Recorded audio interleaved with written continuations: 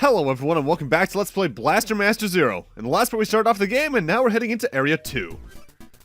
So this is the residential area. This place sure has seen better days. Looks like there's mutants here. Gotta make my way through carefully. The signal source is displayed on my monitor. Let's see where it leads. And this is the first time we're gonna truthfully see how the receiver system in the game works. The circle on the top right of the screen is going to, it starts off blue, which means there's something you need to find in the area, but you're not quite close to it. The closer you get, it's going to turn yellow and then eventually red with an exclamation point. However, notable, it does that per room. So if you say start far away from your objective, you're generally gonna see it turn yellow when you're getting close to the door you need to get to. However, this can happen several times in a certain area. This time, in this particular area, they're going to lead us in a couple of different directions. More on that in a few minutes. Can't destroy those things yet. While we'll be able to take care of those later, I should note that while Blaster Master Zero changes a lot of the top-down mission level design things, and mechanics, obviously, the general level structure about how we're going to be going through the areas is more or less the same in terms of which areas we'll be going to in what order and where they are in relation to others. Starting off though, Area 2 doesn't have much of a main gimmick to it, outside of just being the residential area. For the partially that's just because they're trying to get you slowly introduced to stuff, but later on we'll see that the actual top-down sections do have a proper gimmick to them. Also, I recommend things like the wave beam or the penetrator for any of these blocks, just because it takes them out in one shot. And now we got the Area 2 map. Generally speaking, the map is going to be the first item you can find in any area, with a few exceptions, depending on how far out of the way you go. You don't need to get them, though I do believe they are required for 100%, and 100%, it's not hard to get in the game, but you do want to do it all the same, because it's not just, woohoo, you got 100%. Huh, that's weird. The signal coming from here is gone. Nothing to do except head for where this other signal's coming from. Oddly, though, despite Jason talking of a signal, the closest idea of you get of where to go beyond the receiver is when you get the map, because then you can at least see where the boss fights are. Notable though, every single area does have at least one top-down dungeon where there's no boss in there. That's just for resources, in case you need more ammo, you want to get your blasters level up, so on and so forth. I was actually tempted originally to show off the optional characters, or the DLC characters, using them. Just like walk into one and then suddenly I'm Ikoro from Galgun, or Gunvolt from Gunvolt. But I ultimately did not record anything for the DLC characters. I'll be talking more about them later on. They are interesting characters, and I think they're worth the, at least on the Steam version, like I think $5 total to get the two that are still proper DLC, because Gunvolt and Ikoro are now just in the game proper when you get downloaded, just because, hey, they're Inti Creates properties, might as well. Though, speaking of which, despite this being an Inti Creates developed game, Sunsoft's name is still on it, and I'm actually curious on how much they had to do with this game's development. Because I thought they were a defunct company before this game came out of nowhere that one day. In fact, you know what? I'm curious. Sunsoft partnered for the Wii on the Virtual Console in 2006. Acquired Telnet Japan's library in 2009. Yeah, they have, like, no history immediately on Wikipedia after 2010, so that's a little weird. Guess they're not defunct, at least. Also, something you will see me doing frequently throughout this game is shooting my gun to the music, because this game's soundtrack is absolutely awesome. Great remixes of what was already there, and some good original tracks here and there, too. The Area 1 theme is still my favorite, though, just because of what it is. And now it's time for us to fight a bunch of those flies we just took care of in that very area. The wave beam takes care of this, no problem. Like I said last part, any of the boss fights that are just refights against a lot of the standard enemies are being fast-forwarded starting from this part onwards. And you may have even seen it. I've also edited out any load times that's not the entering an area load time. Honestly, though, in editing, I didn't like how that looked, but I guess I'll see how it looks in the final product. And here we get a new sub-weapon for the Sophia. This is the homing missile. You'll almost only see me use this throughout the rest of the game. For one special bar, you fire a homing missile that homes in on the nearest enemy and can pierce terrain. It's ridiculously spammable if you have a lot of special bar. It's my favorite sub-weapon in the game for the Sophia. It's great. For the most part, enemies in this game aren't too strong in terms of HP. Most enemies in the Sophia sections have either 1 or 2 hits worth of HP, and the 2 hits doesn't usually come in until probably area 6 onwards. So it's just a good weapon to have around just to spam and kill a lot of things with really quickly.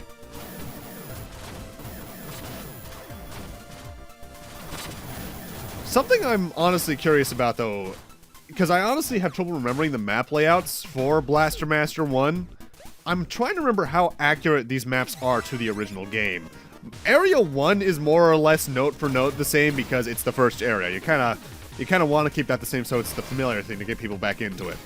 So you know what? I'm actually curious. Blaster Master NES maps. Here, though, we get the gimmick for most of the major Area 2 dungeons. Purple, pinkish ooze. There are 2 types of it, one that's always there, and one that comes back and forth in waves. The collision on it's a bit weird to describe, though, because it's not like the moment the ooze starts appearing, it's an active hitbox.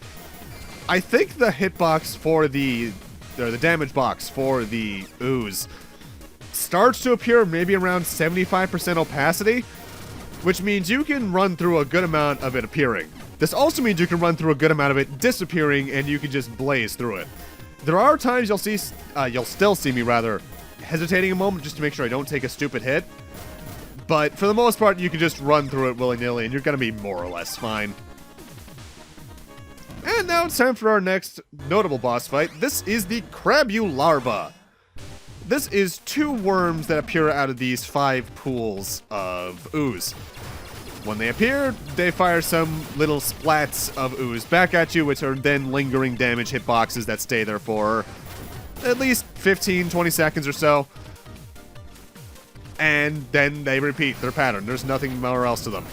Best strategy for this is actually to use I believe the disruptor, the spread wave, right in front of them, and then use a mine, because that can get a lot of damage in very quickly. Your combat options at the beginning of the game are admittedly limited, even with your blaster rifle working the way it does. But when you get later sub-weapons, you can take out bosses pretty quickly. And here we get the laser shot. This is a charge shot for the Sophia that can pierce terrain. It's a very small attack. It's basically just a small horizontal laser. But it does do more damage, and you're going to see me constantly charging my laser throughout the game. Though this is the first occurrence of where I really noticed how much I miss the... not haptic feedback, but the smart rumble from the Switch Joy-Cons, because that's how I first played both Blaster Master Zeros, and that is just such good rumble. It not only does it massage your hands, you constantly feel like you're charging up something strong. It feels good. I know that was all over the Switch ads, but I honestly feel the Blaster Master Zero games take really good advantage of that feature of the Joy-Cons. Let's see. Oh, well, yeah, the layout's immediately different. Just looking at the map of Area 2 from the original Blaster Master Zero. Yeah, it looks like they changed a lot of the level design for Sophia stuff. Kept enough notes there from the design ideas just to keep the theme the same, but yeah. In fact, by the looks, it almost looks like the sewer was Area 2 in this game, in the original game, if I recall correctly. Whereas in this game, that's like Area 4, I think.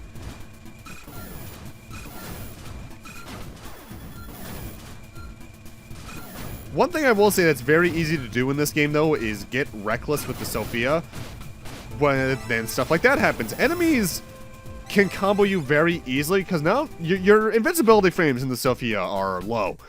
And to partner with that, you can't exactly phase through enemies like you can in some other games with your invincibility frames. It's essentially there to keep you from getting hit from what's behind you. Huh? What's this signal now? I don't know why, but this signal seems different from the one I've been following up until now. Now I'm all curious. I think I'll go have a look-see. Alright, this is the major dungeon of this area. This is the only one that's outright required. That is something I like about this game's structure, though, is if you just go through what's required, you don't have to do a lot. The game's probably only about an hour to 2 hours long, although it could be theoretically longer because you actually have less.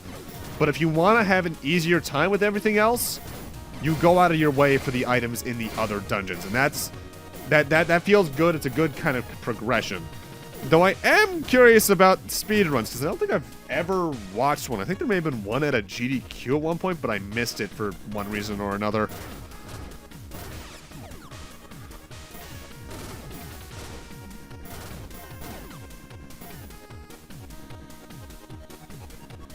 More often than not, the top-down sections aren't too mazy in terms of their layout until maybe Area 7 onwards.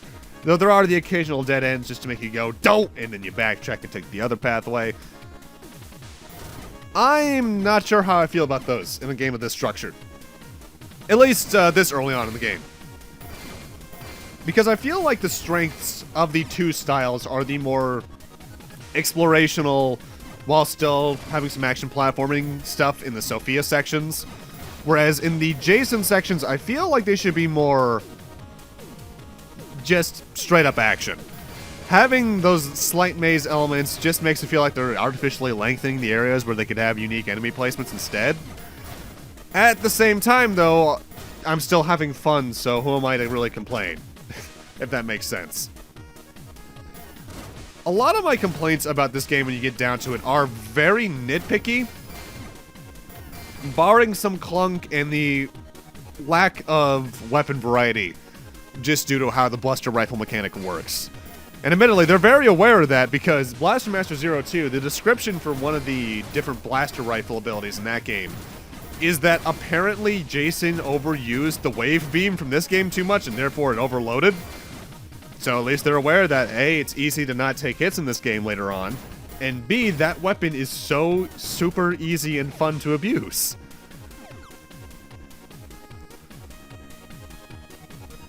Let's see here, though. Any percent speedruns for this game are about 40 minutes long is the record. 41:32 technically. 100%, an hour 43. Yeah, going for everything really does just extend the game's playtime. I'm not actually sure what there is for glitches in the game. I figure it's probably mostly just a lot of execution stuff. Unlimited modes. Oh, damn, 8 minutes. We'll talk more about what the extra modes are later on. But they do drastically change it. Let me put it like this. 100% on Destroyer mode is 3 hours long. EX characters, half hour, half hour-ish. Yeah, that's not too surprising. I've actually never tried co-op, so I don't know how that works in this game. Either way, though, it's time for the boss of Area 2. A good old face from the original game. Whoa, that's a huge mutant. The signal's coming from there, too. Guess I'm gonna have to fight. This is the toxic vermin, Crabullus. Crabullus is always in the center of the screen, rotating around. The biggest threat about it is that it's going to constantly spit out the little acid drops that Crabu larva spat out, and then spin around like a giant merry-go-round. However, if you place grenades carefully, or use the wave beam effectively, you can take out its arms pretty quickly, in which case, it switches its attack pattern to just facing you and firing a couple of volleys of shots at you. If you can carefully time uses of the penetrator, grenades, or even the flamethrower, this fight's a very easy one to completely neuter the main attacks of. It's just a matter of hitting it, because the only thing you can damage on Crabullus is the face. Compared to the original game where I think most of the bosses were almost entirely hitboxes, if I recall correctly, barring uses of the grenade glitch. And for beating Crabullus, we get the Crusher Shot. This powers up Sophia's main weapon. You can now destroy a certain type of wall. Take a guess at which ones we've already seen that we can now destroy. You're right on the second guess at least. Huh? What's a person doing here? Hey, I'm here to help. Are you alright? Damn it! Come on, please open your eyes. From the moment I held her in my arms, my blaster rifle began to emit this brilliant light. The light was getting bigger and bigger and totally enveloped us.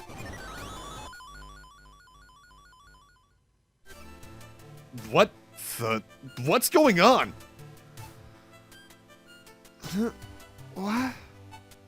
Thank goodness you're awake. You can do it. Let's get you over to Sophia for now. Hang in there. Alright, we're out of there at least. Man, who is this girl? Seems like the signal came from her.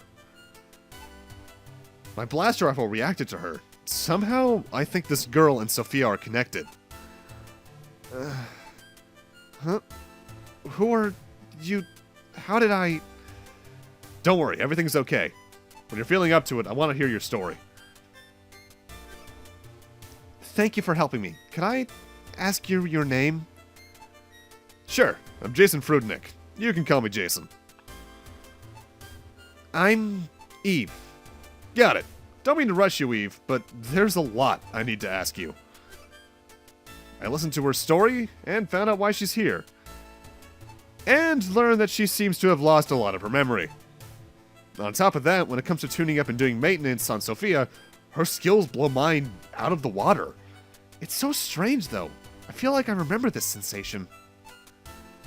And that's her story. I still feel like I have a lot more to learn about her, though. Hey, Jason. I've finished tuning up Sophia. Thanks, Eve. By the way, now that you're back on your feet, what are you gonna do now? Well, if it's okay with you, do you think I'd be able to join you?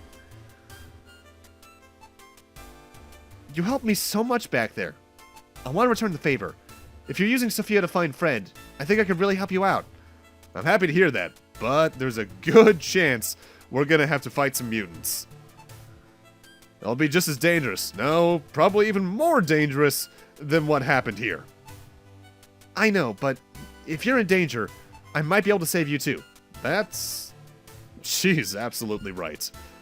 I'm bound to run into things that I won't be able to do on my own going forward. If it was dangerous for her on her own, then I'm sure it'll be just as dangerous for me too. Going together is the way to do it. But I wonder why she's so eager to lend me a hand. I guess that's a no then? In that case, if you leave me... come on, don't say stuff like that. I want you to help me out. Oh. Okay, you got it. Leave it to me. Looks like Fred's signal's coming from a different area now. I think it's the industrial area. Industrial area, huh? Okay, let's go check it out. One more thing. If you want to talk to me, choose the receiver icon from the subscreen. There's a lot of stuff I'd love to talk about with you, so I'm here to chat anytime you want to talk. And she's right. If we just go here to the bottom right of the screen and choose her icon, laser shot. With this main weapon, you can hold down the shoot button to charge a shot, then release it to fire. While its attack power might not be higher, it does fire a laser that can pierce through walls and enemies. Also, its charge time is short and consumes no SP, so go ahead and use it to your heart's content. Oh, right, no, the laser charge that I got actually isn't the stronger. I'm thinking of the other charge type shots that we'll be getting later on. There are times in the game where you can use that exact option even to get little, like, story progression dialogue, like, alright, maybe we should head here or here. And I'll try to be doing that throughout the game, but I know there's at least one instance I completely forget to. It's more or less there in the case you take a break from the game and you forget where you should be heading next. Otherwise, though, she just gives you a lot of dialogue saying, this is what this does, this is what this can do, so on and so forth. Think of it as a better explanation of what every ability does than what the main subscreen that you get when you obtain the item gives you. With that, we're now more or less primed right to go to Area 3, which is a very short trek from here. But I'm going to be making one quick little diversion to grab an item that you can grab later. Well, you can grab any item later, technically, but like you're more in the path to grab later. But I want it now just because it's that useful of an ability. Also, now the Sophia's shot sound has completely changed, and I just want to compliment one thing about this game, especially that's not just like the music or the gameplay. The sound design in this game is excellent. Every crunch you feel in your bones. It's like the explosion sound effects in Metroid Fusion for those who watch those LPs. It's great. And now we got one little extra side area Again, you can save this probably until after Area 4, but I want to get this done now because the item you get here is very helpful for later on in the game.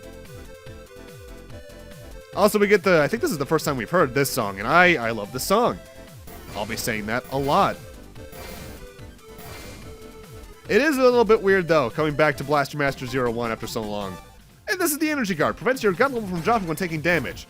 So now, up near our gun meter, there's now a pink barrier that's there to protect the level. Essentially, think of it as a temporary shield. If you get hit while that's there, it disappears for a while, and then if you get hit from there, then your gun level will start dropping. However, if you don't take a hit for a certain period of time, it comes back and your gun level is protected again. You do still, of course, take HP damage from those hits, but you're a bit safer in terms of your offensive, at least. But yeah, coming back to Blaster Master 01 after 02 is a little weird because there's some mechanics that 02 introduced and refined that just made it a much smoother experience, like the counter system. But the biggest difference for me is honestly Jason's sprite, because he's a lot stockier looking here in 01, because they're kind of trying to emulate the Blaster Master 01 sprite on the NES. Whereas in 02, they go for more of a leaner, meaner anime style. And Area 3's entrance is really close. We just need to come this way, and here it is. But with that, I'm going to need to end this off here. Thank you guys for watching, and in part 3, we're going to be doing Area 3. That's going to be a running trend, by the way. Thank you guys for watching, and see you guys then.